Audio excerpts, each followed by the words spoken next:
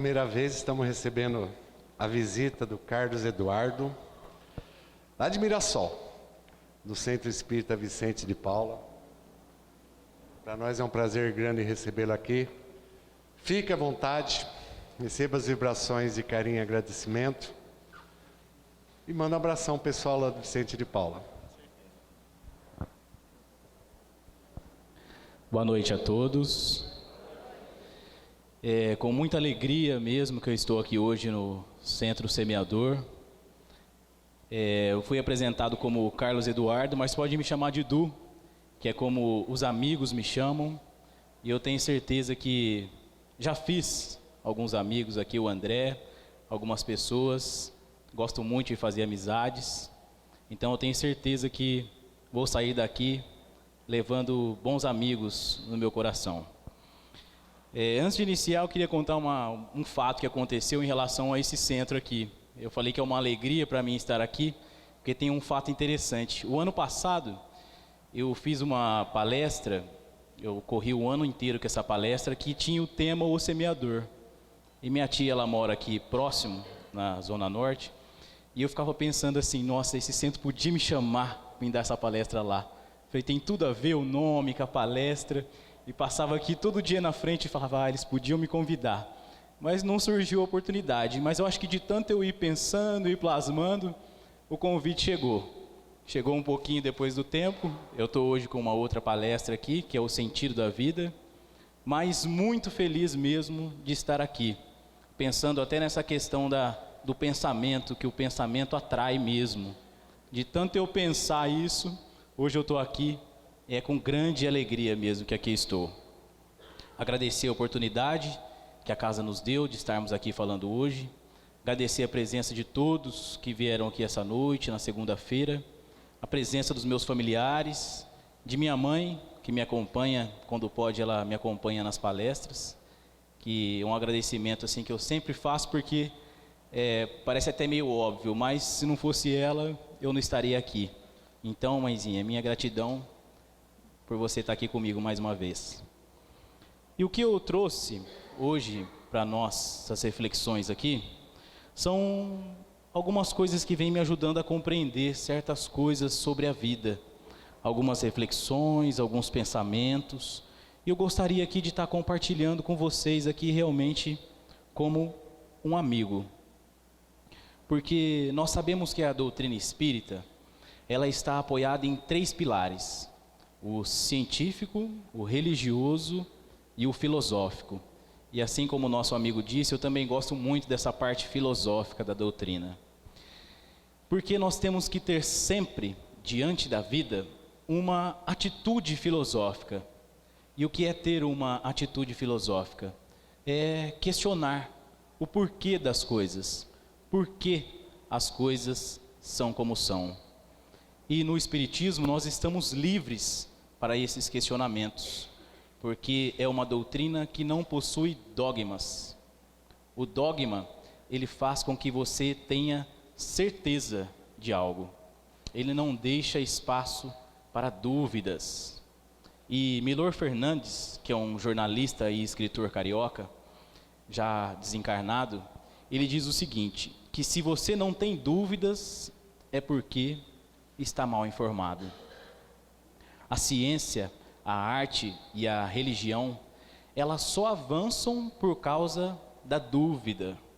A certeza, ela faz com que nós permanecemos no mesmo lugar. E a dúvida é que nos permite ir adiante. E o que não mexe, nós sabemos isso do corpo físico, atrofia.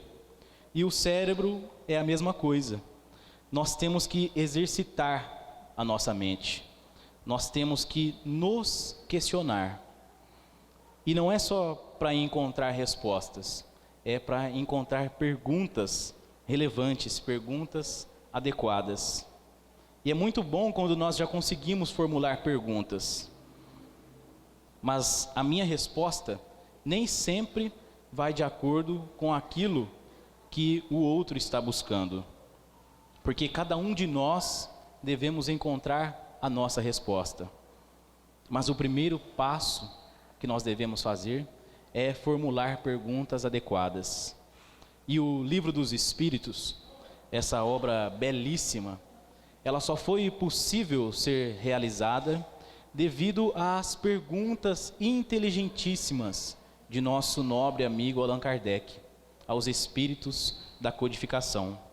Então, perguntar, questionar, faz parte do nosso processo evolutivo.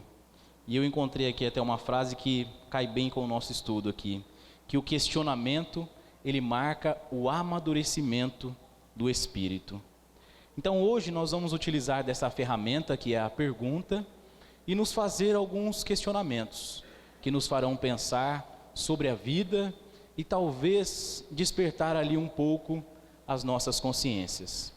Mas fiquem tranquilos que essas perguntas que eu vou fazer aqui não são para que vocês respondam. Porque, pelo menos eu, quando a professora dizia assim, hoje eu vou fazer uma pergunta, eu era o primeiro a me esconder lá no fundo. Eu falava, pelo amor de Deus, tomara que não pergunte para mim.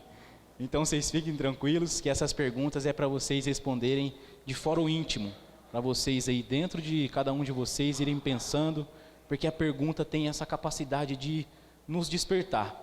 Ao mesmo tempo que eu fugia, mas eu saía do lugar. Então, a pergunta, ela mexe com a gente. Ela faz a gente pensar. Então, para a gente iniciar as nossas reflexões aqui, nós vamos pensar nessa que será o tema central do nosso estudo da noite, que é a seguinte: qual é o sentido da vida? Vocês já pararam para pensar sobre isso? Qual é o sentido da vida? Será que a vida realmente tem um sentido? Será que a vida faz sentido? Então, para nós pensarmos sobre isso, é muito importante, porque quando nós pensar sobre o sentido da vida, nos faz sair daquele modo automático, do viver por viver, porque nós temos que saber para onde nós estamos indo, porque é perigoso deixarmos a vida, como dizia um sambista aí, deixa a vida me levar. Se a gente for nessa deixa a vida me levar, a gente vai acabar chegando num lugar que às vezes a gente não quer. Então nós temos que ter um direcionamento, temos que ter um sentido para nós caminharmos.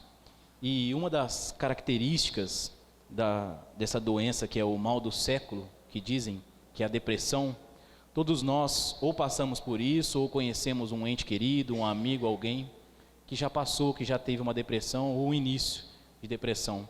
E uma das características da pessoa que passa por essa doença é essa perca do sentido da vida. Você diz para a pessoa, olha, você precisa sair dessa condição, voltar a trabalhar, ou voltar às suas atividades, e a pessoa diz, olha, mas eu não vejo mais sentido. A pessoa perde esse sentido de viver. E hoje, como nós estamos, esse mês também que nós estamos aqui no Setembro Amarelo, que é uma campanha de prevenção ao suicídio, nós sabemos que uma das causas do suicídio é essa questão da depressão. Então, pensarmos sobre o sentido da vida nos faz também entrar nessa campanha, de estarmos pensando um pouco mais, de termos um sentido para viver, que isso evita esse sintoma da depressão. E o Haroldo Dutra Dias, que é um expositor, um juiz mineiro, um expositor muito conhecido no espiritismo, um expoente do espiritismo, ele disse que o presidente da União Espírita Mineira, o senhor Honório de Abreu, dizia o seguinte para ele, eu vou ler aqui as palavras do seu Honório, que o desafio da doutrina espírita é a evolução consciente, porque inconsciente está a maioria encarnada, não sabe de onde veio, não sabe para onde vai e nem o porquê. O nosso desafio na doutrina espírita é encontrar o propósito da nossa encarnação. Veja bem, o desafio da doutrina espírita é encontrar o propósito da nossa encarnação. Ou seja, por que você está encarnado? Por que nasceu na família que nasceu? Por que tem o companheiro e os filhos que tem? E essa acho que eu posso falar, que não tem ninguém deles aqui. Por que você tem o cunhado e a sogra que tem? Então, meus amigos, é algo que nós devemos pensar. Qual o propósito da nossa encarnação? Vocês já descobriram qual é o propósito da encarnação de vocês? qual é o conjunto de débitos aos quais nós nascemos, pelos quais nós seremos avaliados, porque ninguém te pedirá contas daquilo que você não se comprometeu antes lá no plano espiritual. Nós prestaremos contas dos compromissos assumidos. Então quais são? Qual é a nossa expectativa de melhoria nessa atual encarnação? 10%? 20%? 70%? Zero? Menos 10%? Porque é uma notícia triste que eu dou para vocês, tem jeito de piorar. Teve um tal deputado aí que falou, pior que tá não fica. E a gente viu que ficou, né? Então, pode piorar um pouco. Porque quando a gente começa a estudar a doutrina, nós vemos que nós chegamos aqui com um conjunto de débitos e podemos voltar com o triplo. Começamos a estudar a doutrina e aprendemos que o espírito não regride. E isso, pelo menos para mim, que sou um pouco preguiçoso, me deu uma paz, uma tranquilidade imensa. Porque eu falei, bom, se o espírito não regride, daqui eu não passo. Só que a gente começa a estudar um pouquinho mais e vê que não é bem assim a história. O espírito ele não regride na escala espiritual, mas os débitos, os compromissos, esses nós teremos que cumprir, que quitar. Eu, minha mãe e minha avó ela tem 96 anos. Então ali, bem dizer, um poço de sabedoria pelo tanto de vivência que ela teve. Ela não é espírita, mas conhece um pouco do evangelho, já passou por outras religiões, e ela fala assim para mim, olha, nós teremos que pagar ceitil por ceitil. Aí eu falo, bom, tem razão, realmente nós vamos ter que quitar esses débitos. Alguns deles nós não vamos conseguir nessa atual encarnação, vamos ter que passar, bem dizer, essas dívidas para outra. Mas se estamos aqui com a oportunidade da encarnação, devemos fazer o máximo para conseguir nos melhorar. E é difícil, eu assumo que quando eu comecei a pensar sobre isso, sobre o sentido da vida, sobre o que eu estou fazendo aqui, qual seria a minha missão, o que eu tenho que fazer aqui, eu comecei a ver que realmente é muito difícil. É pensar sobre isso, é até assim um pouco perturbador. Mas graças a Deus que nós já temos o Evangelho de Jesus, que clareado pela doutrina espírita, ela nos dá o norte, nos mostra o caminho a seguir, nos indicando em qual sentido nós devemos caminhar. Mas também nós temos o livre-arbítrio, então aí fica a cada um de nós seguirmos, bem dizer, os passos de Jesus, do Evangelho ou não. Pelo menos nós que aqui já estamos, não vamos poder alegar ignorância. Chegar lá e falar, bom, eu não sabia. Disso essa desculpa a gente não vai poder dar. Porque são palestrantes a cada segunda-feira que vem aqui falar do Evangelho. Então, às vezes, o que falta um pouco para nós é a boa vontade.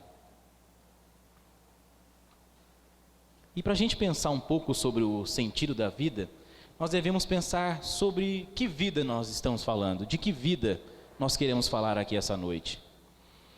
A doutrina espírita, ela nos ensina que nós somos seres espirituais, vivendo uma experiência corpórea, que a nossa verdadeira pátria é a pátria espiritual, que nós todos estamos aqui agora, porque recebemos uma nova oportunidade de encarnação. E a nossa primeira morada aqui na Terra foi o útero materno. O útero materno foi o lugar mais seguro que nós já estivemos. Passamos quase 9 meses lá, tranquilos, não tinha que respirar, éramos alimentados automaticamente por um tubo, não havia ruído, não havia luminosidade. O melhor lugar do mundo que já estivemos.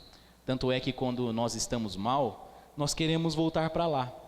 Quando nós perdemos um amigo, um ente querido ou um amor, nós queremos ficar num quarto escuro, sem barulho, sem iluminação e com aquela posição fetal, encolhidos com o joelho em direção ao peito, tentando talvez ali instintivamente lembrarmos daquele lugar tão gostoso que nós estivemos. E a natureza ela é tão perfeita, é tão sábia que ela tira de nós o momento do nosso nascimento, porque é algo tão impactante, tão traumatizante, que nós não nos lembramos do dia em que nascemos. Eu tenho certeza que ninguém aqui se lembra do dia em que nasceu. Podemos ter fotos, registros, histórias, mas lembrar-se realmente da memória, não temos. Porque nós estávamos lá, tranquilos, sossegados. De repente, começou a esvaziar o líquido. Nós sentimos contrações à nossa volta, fomos escorregando, escorregando e alguém nos segurou. Sentimos ali o contato pela primeira vez. A pessoa nos tirou do útero, havia luz no ambiente, o ruído aumentou e nós fizemos o primeiro gesto fora do útero, que foi inspirar. Algumas pessoas falam chorar, mas para a gente chorar a gente tem que puxar o ar primeiro, porque o último gesto nosso aqui vai ser expirar. E entre a primeira vez que a gente inspira e a última que a gente expira, existe uma coisinha aí chamada vida. E é desse período que nós queremos falar. Porque, para ser bem sincero, é importante conhecermos do mundo espiritual, mas não adianta nada nós sabermos como eles se locomovem, se é o aeróbus, como eles se alimentam, como nós se alimentamos lá no plano espiritual, como são as relações, se nós não dermos conta da nossa vida aqui, agora. Para falar a verdade, a única coisa que nós temos de real é o agora.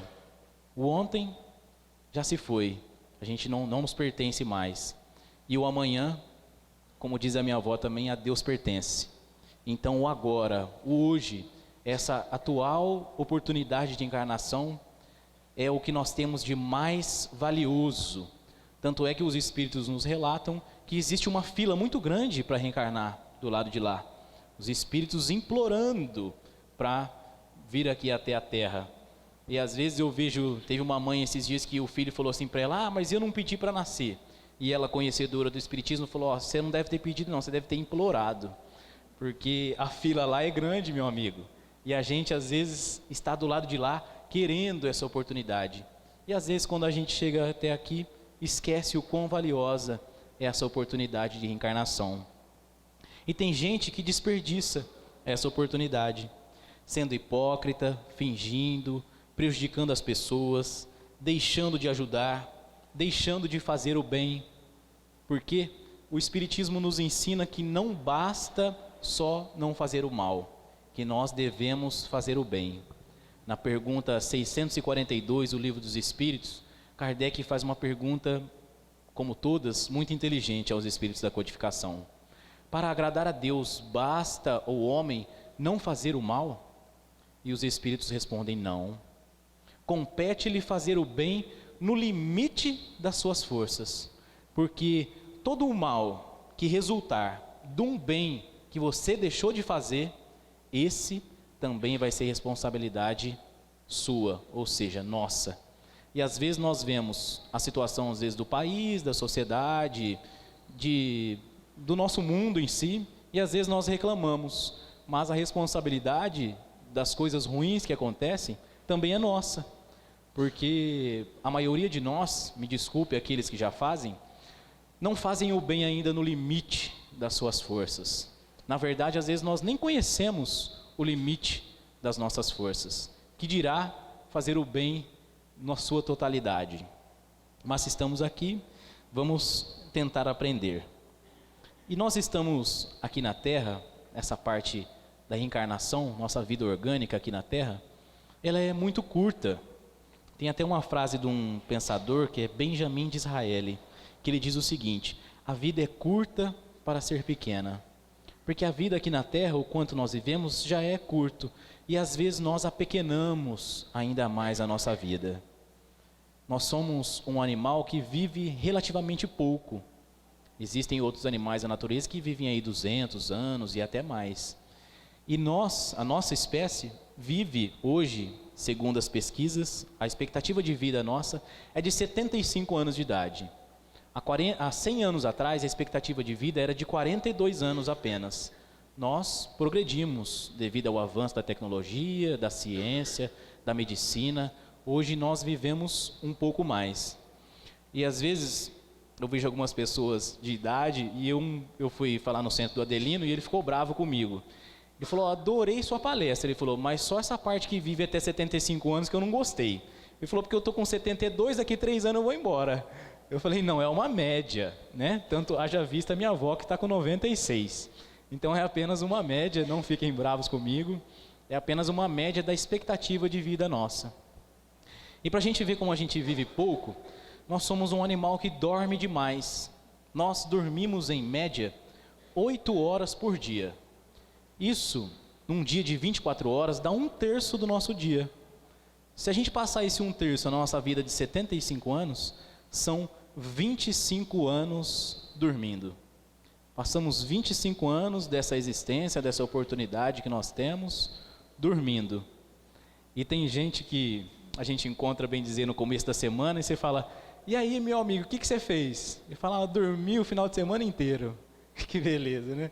Mas cada um sabe o quanto que tem que descansar, não tem problema nenhum.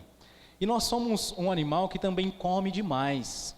Segundo a FAO, que é uma área da ONU que cuida de alimentos, nós ingerimos 1,5 kg de alimento por dia.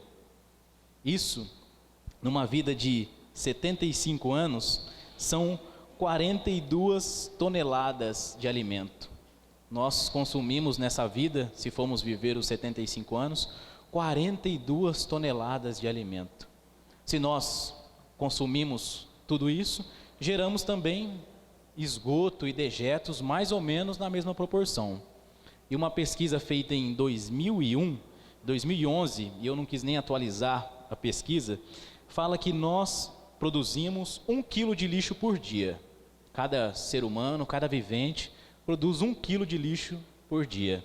Numa vida de 75 anos, são 27 toneladas de lixo que nós produzimos. Então, ao final da nossa existência, teremos deglutido aí do planeta 42 toneladas de alimento e deixado aí de herança para as futuras gerações, para os nossos jovens, mais de 60 toneladas de lixo mais esgoto. Quando eu e vocês nos formos, com certeza o planeta não será mais o mesmo. E será que foi isso que a gente veio fazer aqui? E tem gente, meus amigos, infelizmente, que leva a vida desse jeito. Ela humilha as pessoas, furta, desvia, finge, só para dormir mais do que precisa, consumir ou comer mais do que o necessário e consumir mais do que a gente precisa. As revistas que mais vendem são aquelas que mostram as pessoas chiques nas suas camas, nas suas mesas, nos seus banheiros. Os programas de TV, infelizmente, que mais dão audiência são aqueles que mostram pessoas fechadas numa casa ou uma fazenda, passando o dia ali inteiro, comendo, bebendo e consumindo. E tem gente que diz que não tem 1 hora por dia para brincar com o filho, para ver a natureza juntos, para se engajar nos serviços da casa espírita, como nosso amigo falou, quantas frentes de trabalho, para estudar as obras de Kardec, mas tem 1 hora por dia para ficar lá, vendo as pessoas comendo, bebendo e consumindo. Depois morre. E se morrer, será que vai fazer falta? Então fica aqui mais uma pergunta para nós refletirmos aqui. Se você não existisse, que falta você faria? Pense aí com vocês mesmos. Se eu não existisse, que falta eu faria? E conversando esses dias com minha mãe, eu falei, mãe, diga uma pessoa que você acha que hoje faz falta para nós aqui. Ela falou, o Chico Xavier. As pessoas, quando tinham alguma dificuldade, ou perdiam algum ente querido, alguma coisa, logo corriam, faziam as caravanas, iam visitar o Chico lá. Sempre ele tinha uma palavra amiga, ele dava as entrevistas lá no programa Pinga Fogo, aparecia em algum programa. Esses dias eu ouvi até uma entrevista dele com a Hebe Camargo. E então uma pessoa que hoje em dia, bem dizer, faz falta para nós. E eu, como gosto muito de esporte, eu comecei a pensar uma pessoa que faz falta para mim, bem dizer, no dia a dia. E aí eu lembrei do Ayrton Senna. É uma pessoa que eu gostava no domingo de manhã, eu tinha o prazer de acordar cedo e de assistir as corridas, a Fórmula 1. Era uma delícia. Quando tocava aquela musiquinha do Ayrton Senna, não vou nem fazer aqui, eu fiz numa outra palestra, não ficou muito bom. Mas aquela musiquinha, a gente ficava emocionado daquele domingo de assistir o Ayrton Senna, toda a dedicação dele ao esporte, o jeito sereno dele de ser, a dedicação dele. É uma pessoa que, bem dizer, faz falta. Eu hoje, depois que ele se foi, eu já não assisto mais Fórmula 1. Bem dizer, perdeu a graça. Eu acho que para a maioria dos brasileiros, perdeu a graça, bem dizer, assistir a Fórmula 1. Então, se perguntar aí, eles viveram não para que a falta deles fosse sentida, mas eles viveram com tamanha intensidade, com tanto amor àquilo que eles faziam, que a falta deles hoje é sentida. Cada um de nós vai lembrar de alguém, às vezes um ente querido, às vezes alguém que nos faz falta, mas a pessoa viveu de tal forma que faz sentir a falta. E nós? Será que se nós não existíssemos, que falta nós faríamos? Será que faríamos falta aqui para a terra ou para alguém? E tem gente que diz assim: ah, mas eu não tenho tempo. Tempo, meus amigos, é uma questão de prioridade, de escolha. Quando eu digo que eu não tenho tempo para alguma coisa, eu estou dizendo que aquilo ainda não é importante para mim. Ah, mas eu trabalho tanto, eu preciso prover. Certo, para você, você ainda acha que o trabalho é mais importante, você ainda prioriza o dinheiro ou o ganho material, não há nada de errado com isso. Mas é uma questão de prioridade. Vocês já viram, por exemplo, um infartado que não tem tempo? Quando o médico sempre diz para ele o seguinte: você não pode fazer isso, você tem que caminhar todos os dias, você tem que cuidar da saúde. Se ele infartar e sobreviver, você vai ver ele no outro dia, 6 horas da manhã, caminhando. Se ele não tinha tempo, que ele teve que arrumar agora, por que ele não fez isso antes? Talvez, meus amigos, nós estamos precisando rever as nossas prioridades. Será que não estamos cuidando do urgente e deixando o importante de lado? Será que não estamos indo apenas atrás do fundamental e esquecendo o essencial? Como eu disse no começo aqui, nós somos essencialmente espíritos. Jesus nos disse: buscai primeiro as coisas do Espírito, e todas as outras vos serão acrescentadas. E a gente faz o contrário. A gente busca primeiro as coisas materiais, e se sobrar um tempinho, a gente vai atrás das coisas do Espírito. Mas a gente não é espírito. Então, às vezes nós estamos precisando aí, estamos com um conflito, achando que somos a carne, mas somos em verdade o espírito. Devemos dar mais importância a essa nossa parte espiritual. No Evangelho segundo o Espiritismo, no capítulo 5, tem um item lá denominado a melancolia. E ali, o espírito François de Geneve, ele faz o seguinte questionamento: sabeis por que uma vaga tristeza se apodera por vezes dos vossos corações e vos faz achar a vida tão amarga? É uma pergunta que ele faz. E ele mesmo responde: é o vosso espírito que aspira à felicidade e à liberdade. Lembrai-vos de que tendes a cumprir, durante vossa prova na terra, uma missão de que não suspeitais. Seja em vos devotando à vossa família, seja cumprindo os deveres que Deus vos confiou. Então, essa tristeza, às vezes, que nós sentimos, é o espírito que não está vivendo o seu papel, que não está cumprindo com o seu dever.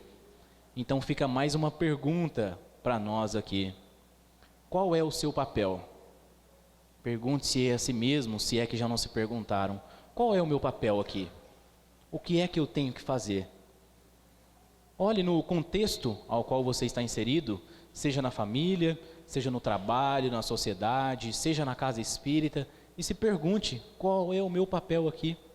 O que eu posso fazer para melhorar a vida daqueles com o qual eu estou em relação?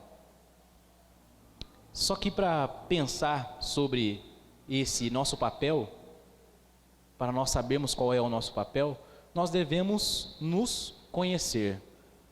E o Espiritismo, ele sempre bate nessa tecla do autoconhecimento. Tanto é que na pergunta 919, tem uma que eu gosto muito do Livro dos Espíritos, Kardec faz a seguinte pergunta aos espíritos da codificação: qual é o meio prático, mais eficaz, tem o homem de se melhorar nessa vida e resistir aos arrastamentos do mal? Kardec, eu falei, esse é esperto, ele quer um meio prático e eficaz, ele já quer logo que resolva, para se melhorar nessa vida e resistir ao arrastamento do mal. Só que os espíritos, com toda a inteligência, respondem com uma resposta ainda mais inteligente. Eles dizem o seguinte: um sábio da antiguidade vô-lo disse, conhece-te a ti mesmo. Então quer dizer que o autoconhecimento é a maneira mais prática e eficaz de nos melhorarmos nessa vida, e de quebra a gente ainda consegue resistir aos arrastamentos do mal. Porque se nós soubermos quais são os nossos defeitos, quais são as nossas virtudes, nós iremos desempenhar o nosso papel aqui na Terra de forma mais completa, de forma mais ampla. Eu sabendo quais são os meus defeitos, eu sei aonde eu devo me melhorar. Eu sabendo quais são as minhas qualidades, as minhas potencialidades, eu vou saber aonde que eu posso ajudar. Eu tenho uma facilidade de lidar com crianças ou com idosos, seja o que for.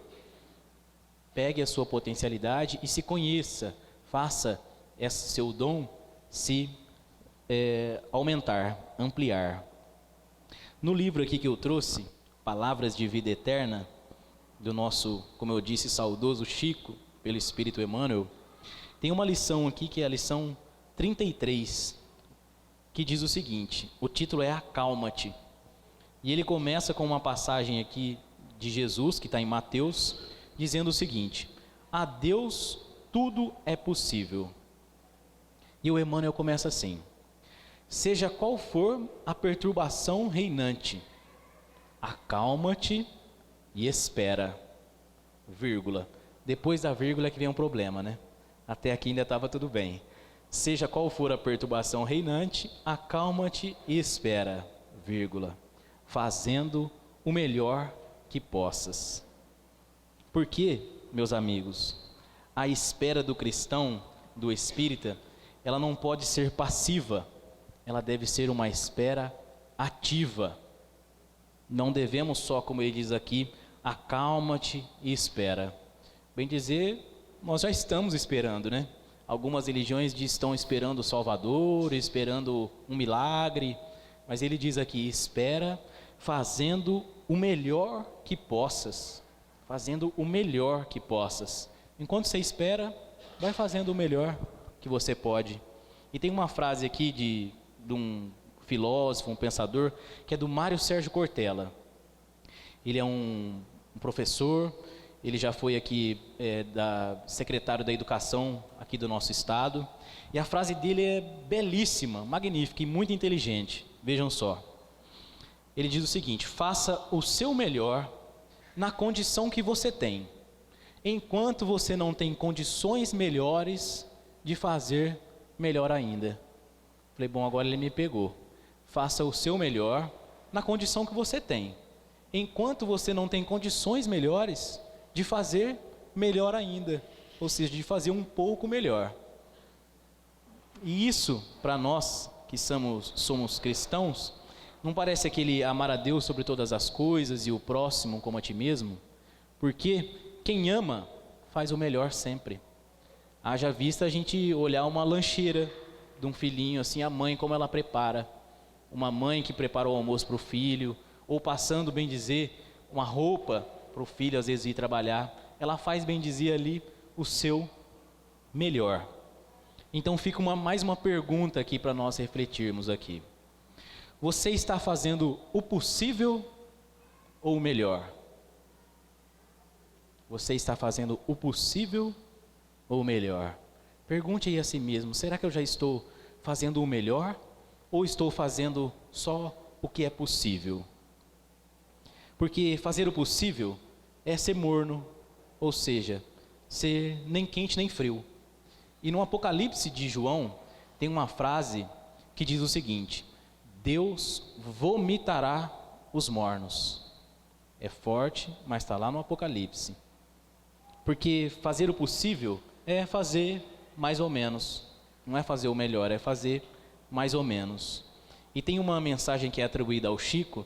Eu tentei até procurar nos livros, assim, na internet, de que livro que é que disse isso. Na internet é atribuída ao Chico. E eu até perguntei para o Adelino, que era muito amigo dele, ele falou, eu não conheço de que lugar que é. Ele falou, mas é bem a carinha dele. Então eu vou ler para vocês aqui uma mensagem que é muito interessante do nosso Chico, que diz o seguinte: a gente pode morar numa casa mais ou menos, numa rua mais ou menos, numa cidade mais ou menos, e até ter um governo mais ou menos. A gente pode dormir numa cama mais ou menos, comer um feijão mais ou menos, ter um transporte mais ou menos. A gente pode olhar em volta e sentir que está tudo mais ou menos. Tudo bem. O que a gente não pode nunca, de jeito nenhum, é amar mais ou menos, sonhar mais ou menos, ser amigo mais ou menos e ter fé mais ou menos. Porque senão a gente corre o risco de se tornar uma pessoa mais ou menos. E não é o que a gente espera e não é o que a gente quer. E não é isso que a gente veio fazer, ser mais ou menos. Mas para falar a verdade, para ser bem sincero, eu, pelo menos, e a maioria das pessoas que eu convivo, anda fazendo só o possível. Me desculpe aqueles que já fazem o seu melhor, mas a maioria de nós anda fazendo só o possível, só aquilo que dá. E como eu disse que o Evangelho é o nosso norte, que é ele que mostra para a gente o caminho a seguir, eu separei dali dois personagens de duas histórias que todos nós conhecemos. Eu vou falar aqui resumidamente com as minhas palavras, de duas personagens que fizeram o seu melhor, para a gente entender essa questão do que é fazer o melhor. A primeira delas é a viúva, do óbolo da viúva. As pessoas estavam lá fazendo suas doações no gasofilácio, e consta no Evangelho colocando em grandes quantidades. Quando chegou uma senhora e veio e colocou ali como se fosse 2 moedas, na nossa moeda de hoje, 2 moedas de R$1. E Jesus estava ali com os apóstolos, os discípulos, chamou a atenção deles e falou, olha, aquela lá foi a que mais doou. Eles falaram, amém, você está de brincadeira, olha o tanto que o pessoal está colocando lá, como que essa senhora colocou mais do que todos? E ele disse o seguinte, ela deu tudo o que tinha, ou seja, ela fez o seu melhor. O outro é o nosso amigo samaritano, que diz a história que ele estava lá, encontrou um homem caído, que não sabia quem era esse homem, talvez tinha sido assaltado, mas estava machucado e caído, e passou um doutor da lei, passou um entendido das religiões, e ninguém fez nada, e ele não tinha nada a ver com isso, ele resolveu ajudar. Parou o seu cavalo, desceu do cavalo, tomou aquele homem, passou azeite em suas feridas, enfaixou, colocou no seu cavalo, levou até, bem dizer, uma enfermaria próxima e disse assim, ó, cuide desse homem, porque tudo que você gastar com ele, na volta, pode deixar que eu pago. E o que ele fez? Ele resolveu fazer o seu melhor. Ele poderia apenas ter levantado aquele homem, ele poderia ter passado apenas o azeite, enfaixado ali suas feridas, poderia ter deixado apenas umas moedas ali para ele, que é o que a gente faz às vezes, né? Quando vem alguém pedir às vezes no semáforo, a gente dá a moeda para se ver livre logo daquela pessoa, a gente faz isso às vezes. Ele resolveu fazer o melhor, levantou, colocou no seu cavalo, ele já estava ao caminho, parou o seu caminho, levou até a enfermaria e ainda falou, ó, pode cuidar que depois eu pago. Ele resolveu fazer o melhor. Essas duas personagens, mesmo sem saber, fazendo o melhor, praticaram o quê? A caridade, mesmo sem saber. E nós, às vezes, inventamos 1000 teorias para falar sobre a caridade. Eu não tenho tempo de vir aqui até a casa, eu não tenho tempo de fazer a Alta de Souza. Nós fazemos também a Alta de Souza lá. É uma campanha, é o meu xodó, eu digo. Eu adoro essa campanha. E às vezes a pessoa fala, mas eu não tenho tempo para fazer isso. Não dá para mim fazer. Faça o seu melhor aonde você estiver. Aonde você estiver, você fazendo o seu melhor, você estará praticando a caridade. Se você é um cozinheiro, faça a melhor comida. Se você é um faxineiro, faça a melhor limpeza. Se você é um professor, dê a melhor aula. Assim as pessoas vão comer uma melhor comida, as pessoas vão andar no lugar mais limpo e o seu aluno vai ter a melhor aula que ele já teve. E às vezes nós, como somos bons para arrumar desculpa, nós somos ótimos advogados de nós mesmos, né? Às vezes a gente fala assim, mas o sistema não me apoia, a máquina não dá todas as condições que eu tenho para dar uma boa aula, ou para fazer o que eu posso. Aqui para mim fazer essa limpeza eu precisava de mais material, acabou o material de limpeza. Faça o seu melhor, como disse o Cortella lá. Faça o seu melhor na condição que você tem. Enquanto você não tem condições melhores de fazer melhor ainda. Fazendo isso, estaremos praticando a caridade.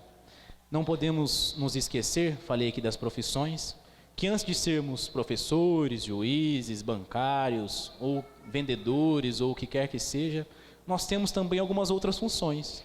Nós somos filhos, pais, mães, irmãos, vizinhos, e nessas funções que nós temos também, fazermos o nosso melhor. Será que nós estamos sendo o melhor filho? O melhor pai? Será que nós somos o melhor irmão? Será que nós somos o melhor vizinho? Ainda bem que eu estou em Rio Preto, hoje não estou em Mirassol. Nenhum vizinho meu vai me entregar aqui. A gente vem procurando melhorar, mas a gente ainda não é o ideal que a gente busca. Então, devemos sempre fazer o nosso melhor aonde estivermos. Assim estaremos fazendo a caridade. E para ilustrar essa história de fazer o melhor, de ser ético e correto em qualquer situação em que nos encontrarmos, eu vou contar aqui a história do esporte, como eu disse que eu gosto muito de esporte, que aconteceu em 2010. O atleta Ivan Fernandes Anaya, ele disputava uma prova de cross country em seu país, na Espanha, que é uma prova de corrida na natureza, assim, com obstáculos. E quem liderava a prova era o atleta queniano Abel Mutai. Nós sabemos que os quenianos são muito bons em corrida e ele liderava com folga a prova. E ele, um pouquinho antes da linha de chegada, se equivocou. E parou ali para tirar fotos, para tomar a água ali já tranquilo, achando ele que já havia cruzado a linha de chegada. E o atleta que vinha atrás, que era o Ivan Fernandes Anaya, o atleta da casa, viu aquela situação e foi chegando próximo e tentou alertá-lo. Olha, meu amigo, você não terminou ainda, você precisa cruzar a linha de chegada ali, a alguns poucos metros. E pela incompatibilidade do idioma, um espanhol e o outro queniano, ele meio que não entendeu. E como ele via que ele não ia entender, ele pegou o queniano e foi empurrando até a linha de chegada para ele confirmar ali a vitória dele, abrindo mão ele de ganhar. Quando acabou a prova, é claro que todos os repórteres, todo mundo foi em cima do atleta espanhol, do Ivan Fernandes Anaya, perguntando para ele, olha, por que você fez isso? Você tinha a oportunidade de ganhar. Inclusive o técnico dele ficou furiosíssimo com ele, porque eles tinham treinado o ano todo para essa prova, ali estavam os familiares, os amigos, a torcida toda, e ele cometeu esse ato. E aí quando foram entrevistá-lo, ele disse o seguinte, aqui é as palavras do nosso amigo Ivan Fernandes Anaya. Ele disse o seguinte, eu não merecia vencer, eu fiz o que tinha que ser feito, o que minha mãe me ensinou. Ele era o real vencedor da prova, liderava com folga e eu não tinha condições de vencer. Mutai cometeu um erro e assim que eu vi isso, eu sabia que eu não poderia me aproveitar da situação. A ação de Fernandes Anaya não lhe rendeu a medalha de ouro, mas o transformou num exemplo mundial e a sua história é até hoje compartilhada em aulas de ética, de filosofia, em palestras dentro de empresas, quando alguém quer falar sobre ética, sobre fazer o que é certo, sobre fazer o seu melhor, as pessoas contam essa história. E esse nosso amigo, bem dizer, ele fez mais uma coisa que talvez ele não sabe, eu não sei a religião dele, mas nesse momento ele também fez uma coisa que está lá no Evangelho, honrai pai e mãe, porque vocês imaginam a alegria, ou bem dizer, o orgulho dessa mãe, de um filho cometer um ato desse, sendo que quem pratica algum esporte sabe que ali é competição. Você tem que ganhar de qualquer maneira. Você treinou, você tem que ganhar. E ele colocou à frente disso o que era correto.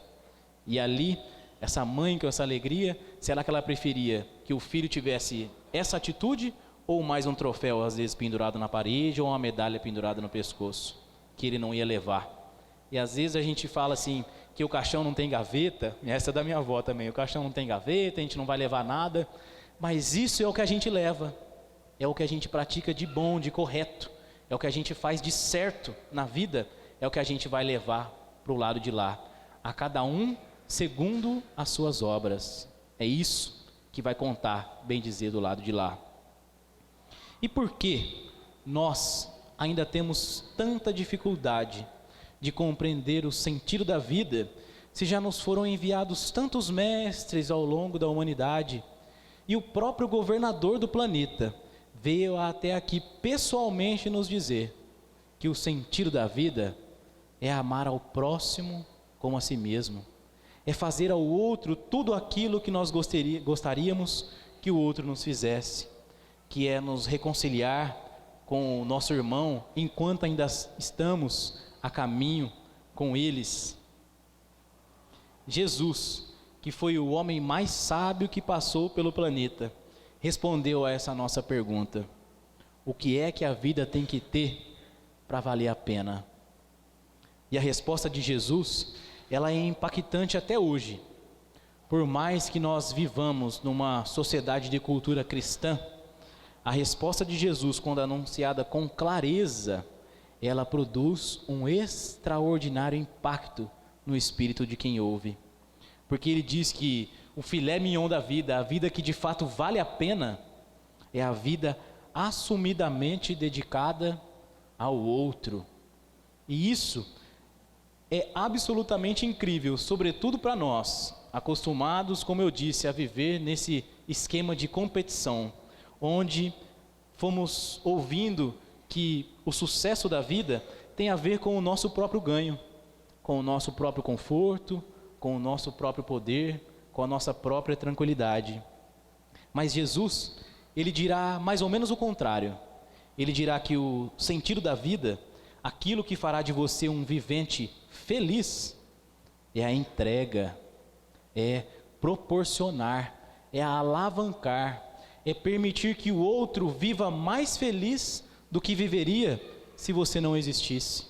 É permitir que o outro sorria o sorriso que ele não sorriria se você não fosse.